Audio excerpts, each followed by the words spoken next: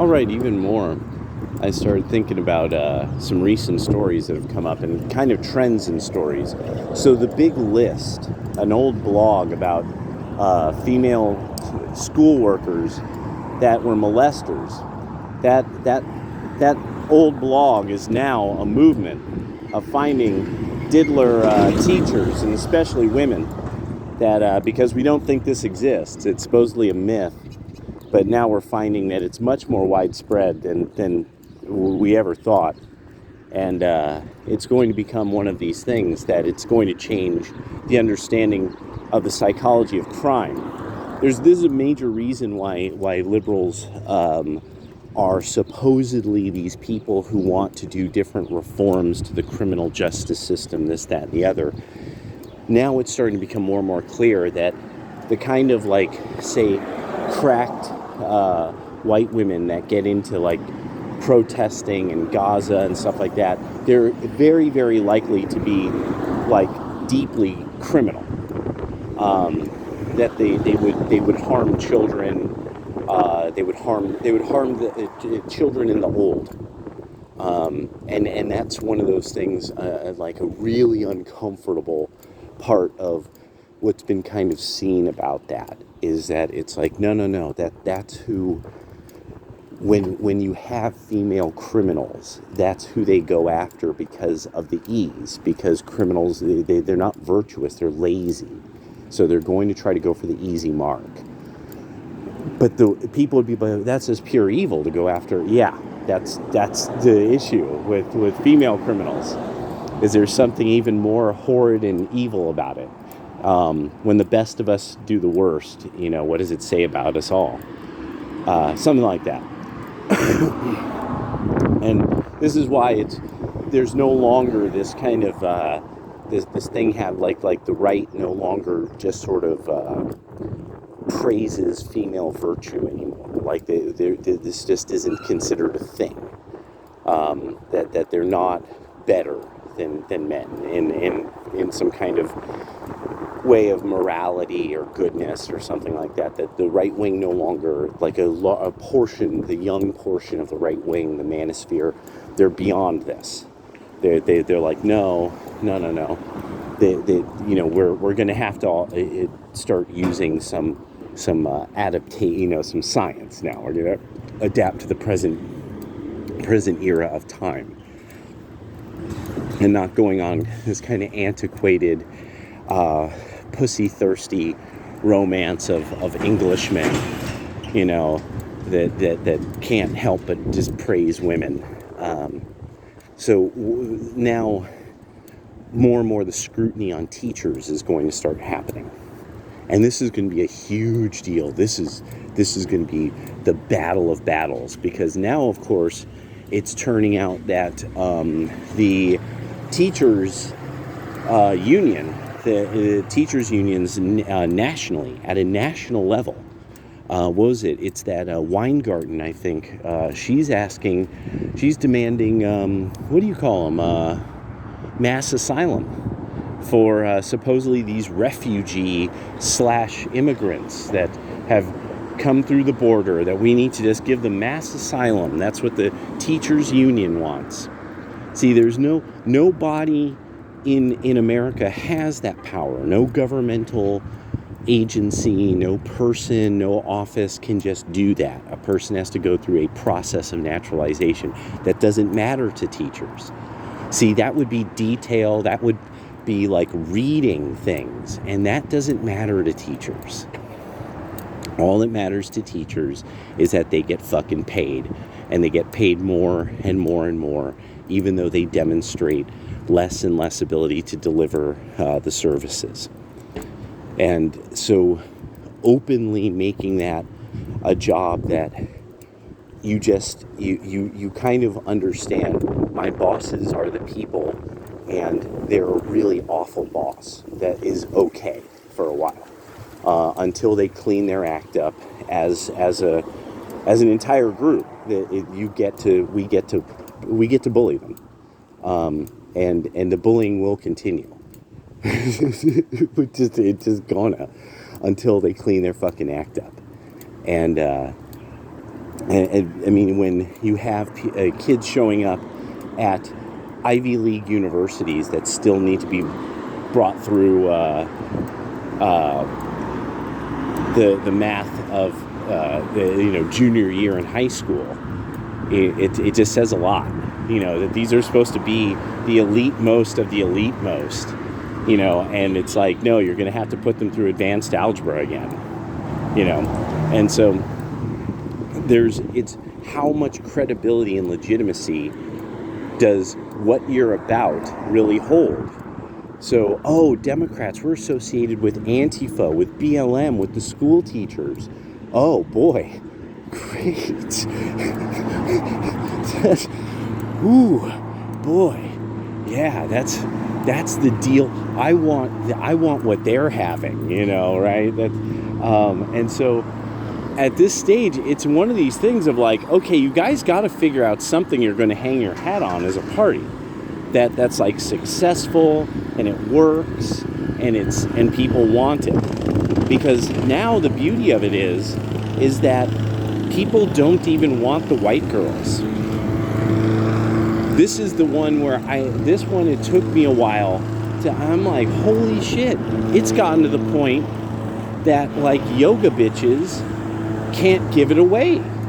They have to give it away to guys who like practice like yogurt, they have to, the yoga bitches have to give it away to yogurt boys, that they're kind of shapeless, they're kind of off-white cream colored, it's like maybe they don't really, the sunshine hurts. No, that's mean. No, but they got, they got to give it, they can't give it away to people who they would rather have, and it's become too clear. It's become too clear by social media and by these women posting. Now this has been going on for years. A lot of us don't have to deal with it. It's like, no. You all have been posting stuff about this for years. And it's been getting worse as more and more and more different types of men figure out, like, boy, the women who think like this are kind of uncool. To now the point where people are like, yeah, these chicks who think like this, I don't think they really get, they're kind of deeply racist, but they don't really understand how they are. They don't understand sort of the many, many different fascinating levels of racism that they have embraced as ultra-liberal yoga bitches,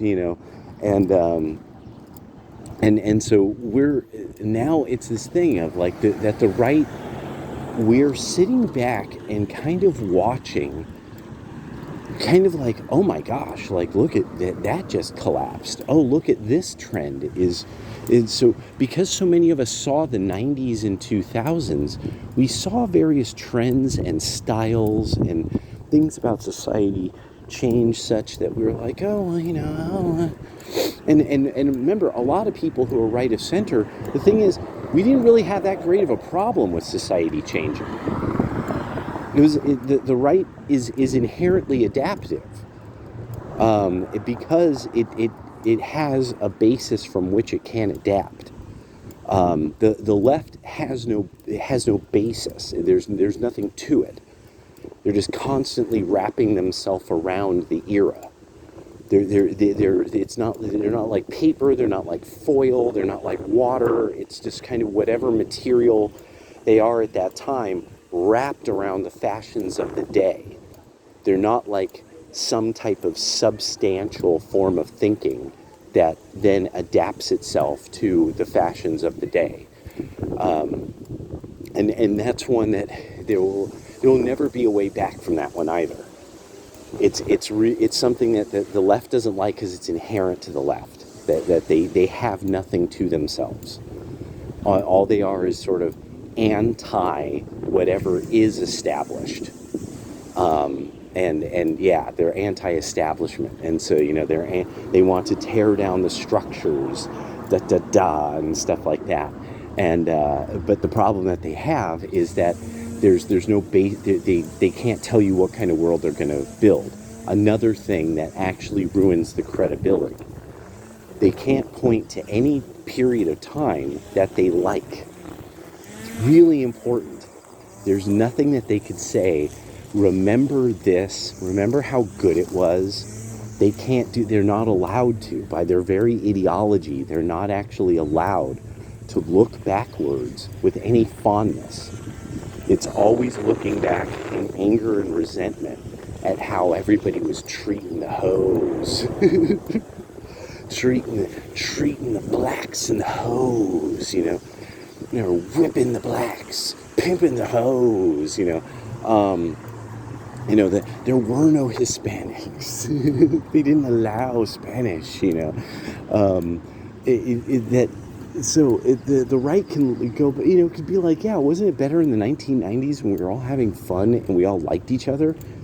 You know, remember when there were the 49ers won like Super Bowl after Super Bowl, and like it was a blast. It was like, if you liked the Niners, it was fun. If you didn't like the Niners, you liked the fact that like there was a good solid contest, and at the end of it, it was a big old party, and yeah, it was good times. No, that was the 1990s, and so the Republicans can say, don't you want something like the 1990s back? The Democrats can't say, don't you want the 1990s back anymore? They've boxed themselves in so that something's wrong with the 1990s. Something's got to be wrong with it.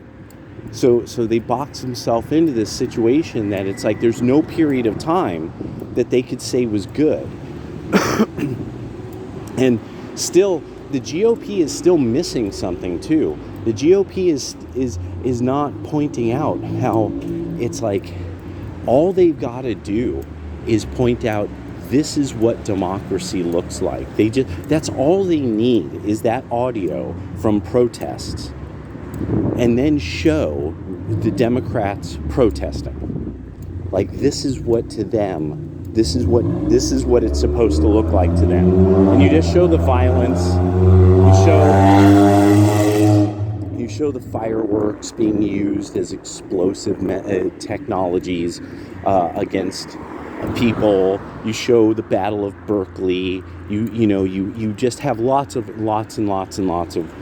quoted, like real good quotables that these people would be screaming as they're starting to beat people up, snatching cameras, things like that. The GOP isn't getting. No, you have to say this is who the Democrats are. Period. You're either voting for that you vote for the Democrats. This is what you will get, and that's it. I mean, it's just a matter of like, no. If you do not do this, you're wasting your time. You try to do this, feeling America with the eagle and the cross. No, you just show the Democrats for being fucking human garbage because they've done it on camera, and you just this is what you'll get. That's it.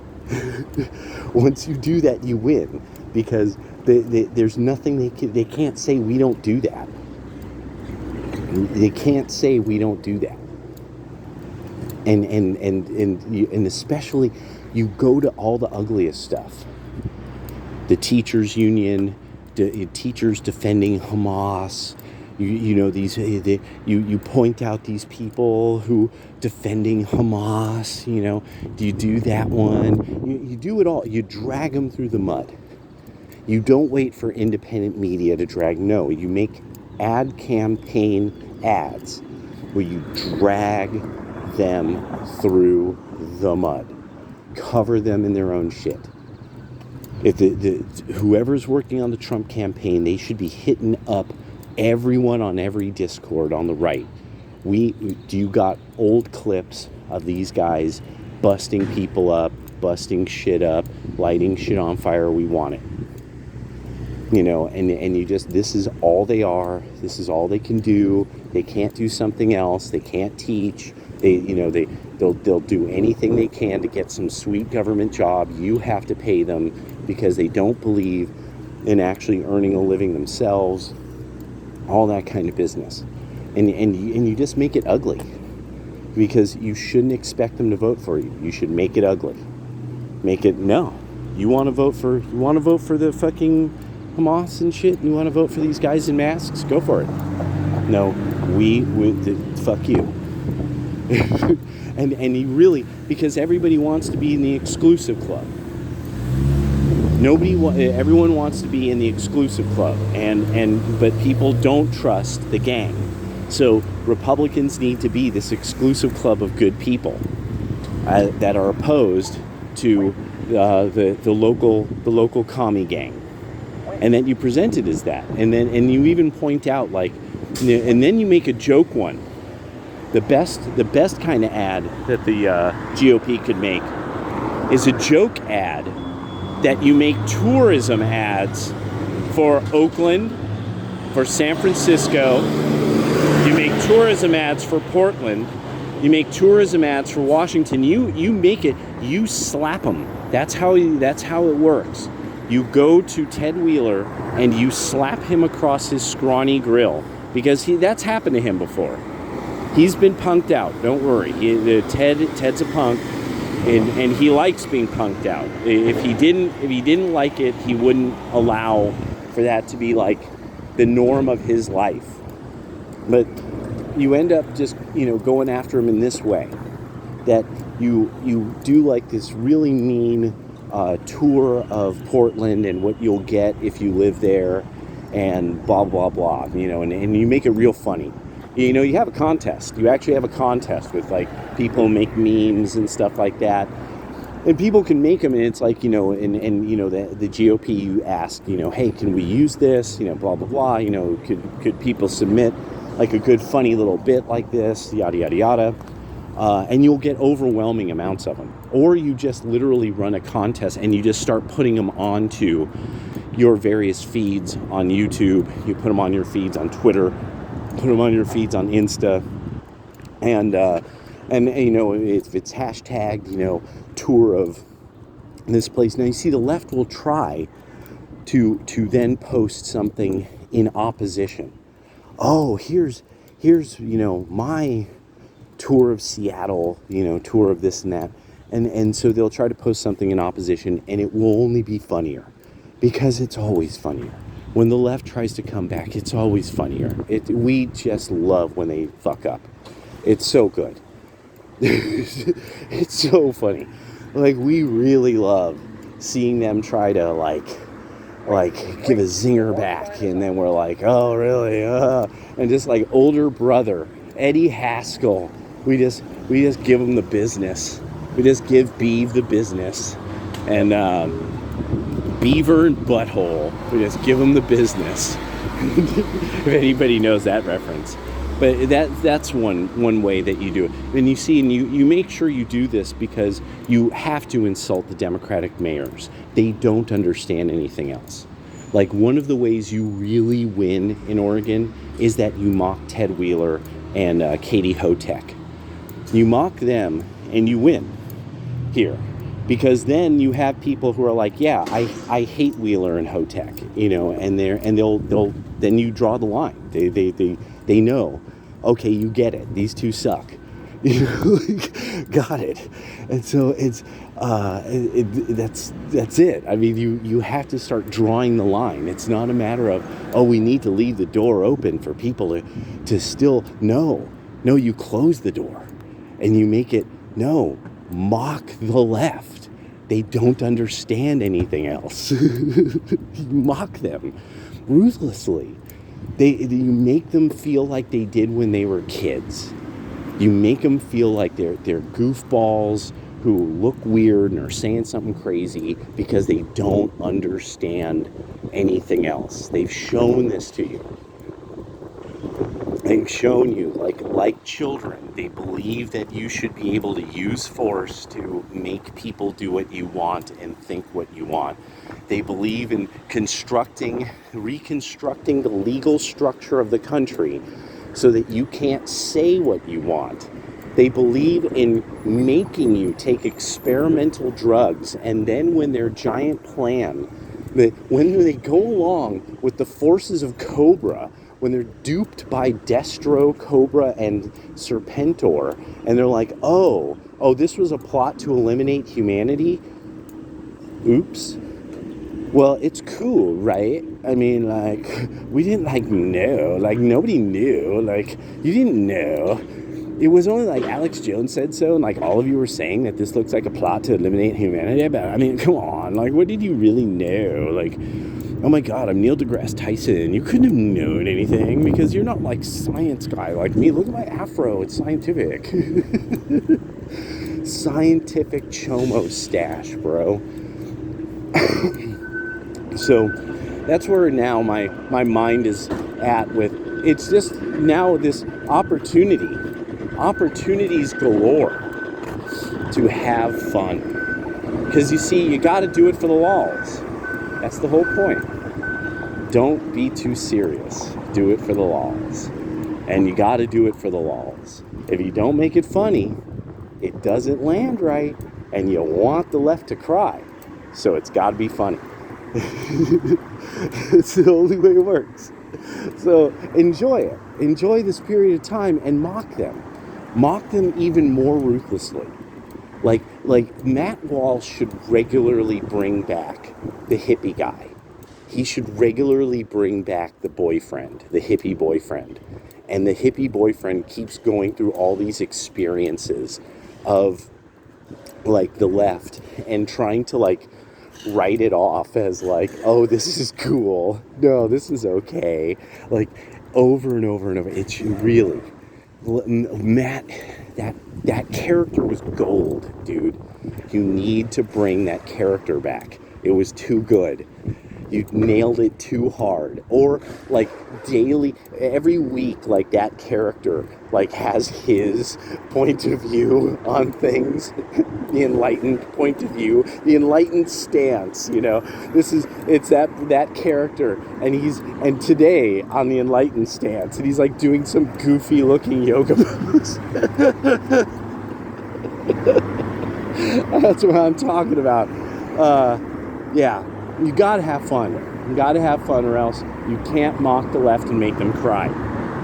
And then the GOP is also going to have to decide to make some enemies among sexual deviants.